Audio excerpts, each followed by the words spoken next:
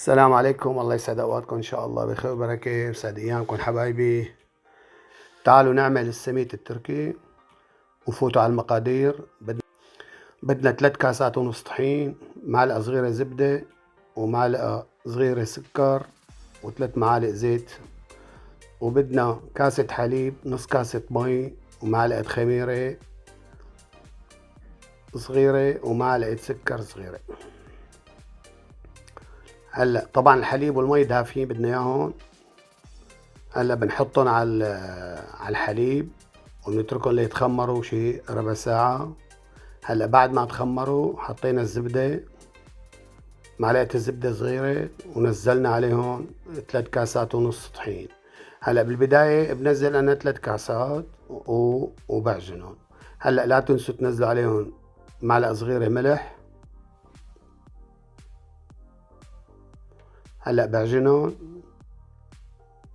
طبعا بشوف انه ناقصهم طحين، بنزل عليهم نص كاسة. يعني اكلوا معي 3 كاسات ونص طحين او دقيق. هلا بعد ما عجنتهم عندي هون 3 معالق زيت زيتون، ممكن تستعملوا زيت نباتي كمان بيمشي الحال. هلا برجع بشتغلهم على الماكينة. هيك العجينة عندي جاهزة، بجيب وعاء وبدهنه زيت، وهي العجينة طلعت عندي جاهزة.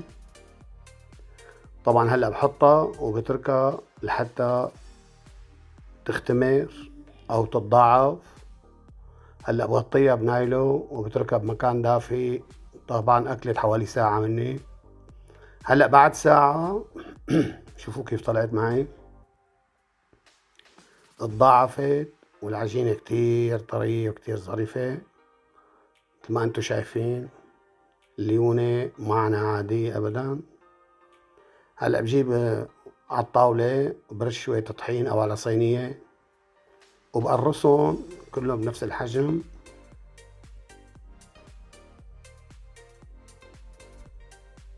مثل ما انتم شايفين طلعوا معي هدول. هلا بغطيهم وبجهز الشغل.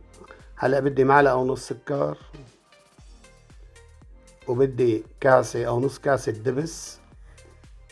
دبس عنب او دبس تمر، وبحط عليهم كاسة مي، وبضيف عليهم شوية عسل. هذا العسل انتو يعني اختياري.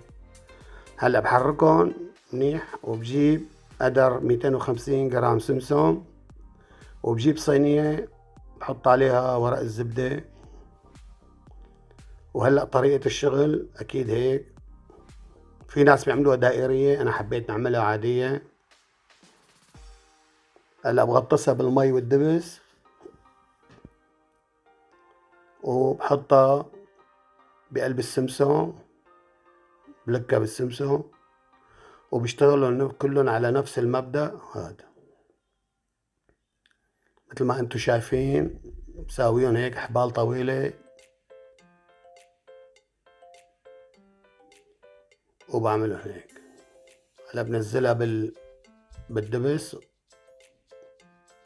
وبحطها بالسمسم، وبنفس الطريقة بشتغل كل المجموعة اللي عندي. طبعا لازم غطيهم واتركهم لحتى يتضاعف حجمهم. مثل ما انتم شايفين هلا تضاعف حجمهم، اكلوا تقريبا حوالي ساعة.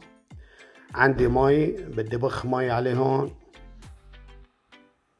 بهي الطريقة قبل ما ادخلهم على الفرن.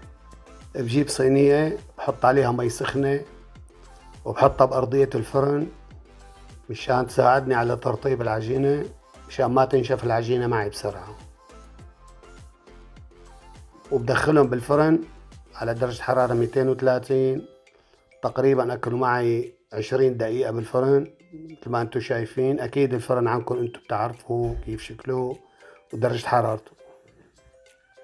وهلا بقولكم ربي يحفظكم ان شاء الله، والله يكرمكم، وجربوها ما بتندموا. أكلة كتير طيبة وظريفة. وهلا بقولكم السلام عليكم ورحمة الله وبركاته. ولا تنسوني إذا الفيديو عجبكم من الاشتراك بالقناة والضغط على زر الجرس والإعجاب.